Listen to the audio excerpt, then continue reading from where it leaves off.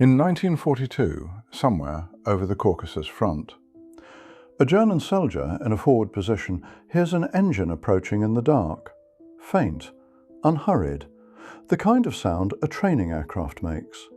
And then, a few hundred meters out, the engine stops. Not sputters, stops, deliberately. What comes next is a whisper, a soft rush of wind over wood and fabric, gliding, invisible against the black sky, and by the time anyone below understands what that sound means, the bombs are already falling. German troops on this front had a name for the aircraft making that sound, and they did not mean it kindly. They called them Nachthexen, night witches. Here is what should stop you before we go any further. The women flying those planes, and every one of them was a woman, were not flying some marvel of Soviet engineering built to slip past enemy defences undetected. They were flying a 1920s training aircraft made of wood, wire, and fabric stretched over a frame, with an open cockpit, no radio for most of the war, and for most of it, no parachutes at all.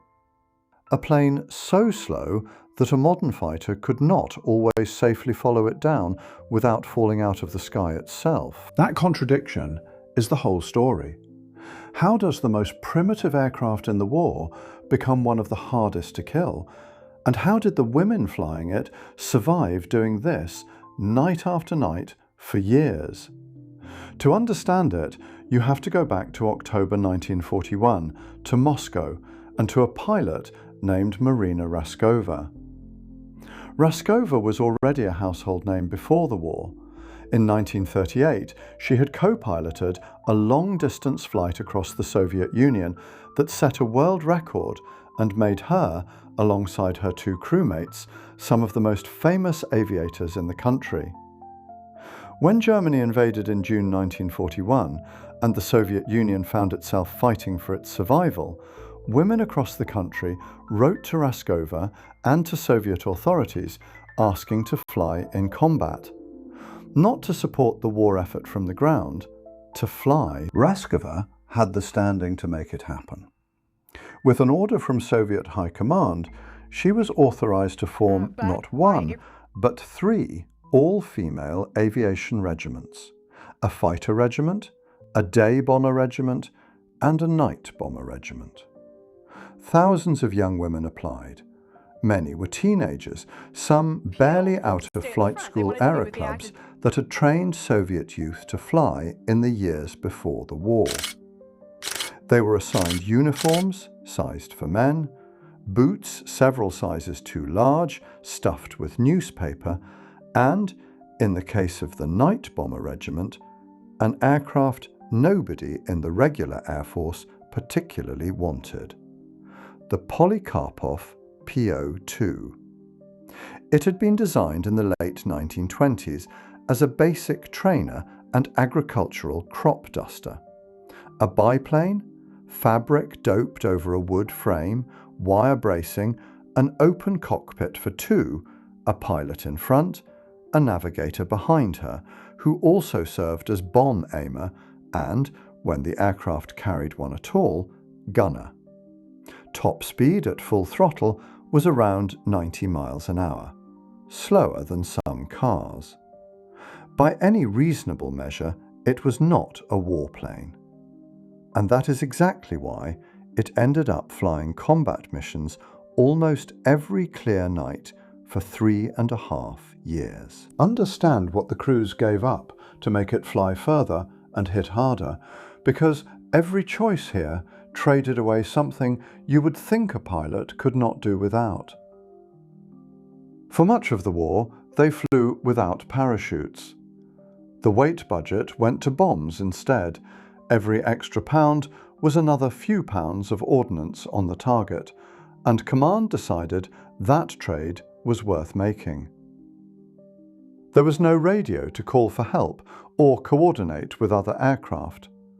Navigators worked from paper maps spread across their knees, taking bearings by moonlight and memory. There was no heating in an open cockpit at altitude over the Eastern Front in winter, and pilots have described frost forming inside their goggles, fingers losing feeling on the controls, skin sticking to freezing metal.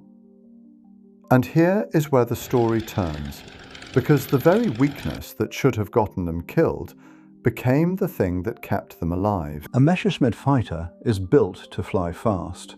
That is its entire purpose. But every aircraft has a minimum speed too, a point below which the wings simply stop producing enough lift and the plane stalls. The Po-2's top speed sat close to, and at times below, the stall speed of the fighters sent to hunt it. A German pilot chasing a night witch through the dark had to throttle back so far to match her pace that he risked stalling his own aircraft and falling out of the sky, trying to catch a machine that, on paper, should have been defenseless. So the regiment built its entire tactic around being impossible to catch. Fly low, fly at night, and in the final stretch to the target, cut the engine. Picture what that actually requires. The pilot brings the aircraft to altitude, lines up on the target, and at a set distance, close enough to still glide accurately, far enough to not be heard arriving, she shuts the engine down entirely. From there, the aircraft descends in near silence, wind noise the only sound reaching the ground, while the navigator behind her sights the target and releases the bombs by hand or simple release. Then, and only after peeling away, the pilot restarts the engine, a cold engine, in the dark, in a descending turn, with no instruments to spare and no room for a second attempt. That silence is where the name came from. Soldiers on the ground heard a sound like a broom sweeping through the air, and the aircraft delivering it seemed to arrive from nowhere and vanish the same way. Some later accounts credit German command with informally promising an Iron Cross to any pilot who managed to shoot one down, a claim that circulates widely in the regiment's history, though it is impossible to verify with the same certainty as the flight logs. What is certain is that the difficulty was real, and the fear it produced in soldiers on the ground was real too. None of this made the missions safe. It made them survivable, which is a different thing entirely. A single crew could fly astonishing numbers of sorties in one night. Accounts from the regiment describe 8, sometimes considerably more, one after another until the sky began to lighten, landing only to rearm and refuel before climbing back into the cold. Multiply that across a war that ran from 1942 into 1945, and individual pilots accumulated mission totals that, even allowing for the uncertainty in exact figures across different sources, ran into the many hundreds each. This was not a handful of daring raids.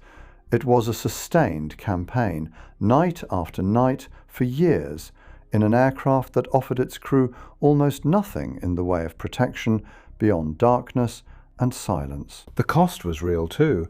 The regiment lost pilots and navigators over the course of the war. The exact number varies by source, but every account agrees it was measured against a truly enormous number of sorties flown, a small fraction of losses against an extraordinary volume of missions completed. That ratio is itself a kind of evidence for how well the tactic worked, and it does not erase what those losses meant for the women who did not come home. By the war's end, the regiment had been renamed in recognition of its record, redesignated a Guards Regiment, one of the Soviet military's highest collective honours, and a substantial number of its pilots and navigators were awarded Hero of the Soviet Union, the country's highest decoration. Some crews flew missions that carried them into Poland and toward the edges of Germany itself as the front moved west. Marina Raskova, the woman who had made the entire regiment possible, did not live to see most of it. She was killed in a crash in January 1943, before the unit's reputation had fully taken shape. And then, for a long time, the story went quiet. The women of the Night Bomber Regiment came home to a country that in the post-war years did not make much room for their story. Recognition that had come easily in the heat of a desperate war was harder to find once the war was over and the country turned to rebuilding. It would be decades before their history became widely known outside the Soviet Union at all, before interviews with surviving pilots, given late in their lives, brought the details of what they had done back into public memory. So return to that soldier on the ground, hearing an engine stop, hearing nothing but wind, not knowing where the sound would land. He was listening to a machine with no armour, no speed, and, for most of the war, no way for its crew to escape if it went down. And it worked precisely because it had nothing to lose by being underestimated. They flew a trainer built for teaching students to land safely, and turned it into one of the most feared sounds on their stretch of the war. Not despite what the aircraft lacked, because of it. If you want more stories like this one, the machines that should never have worked, and the people who made them work anyway, subscribe, and we'll keep finding them.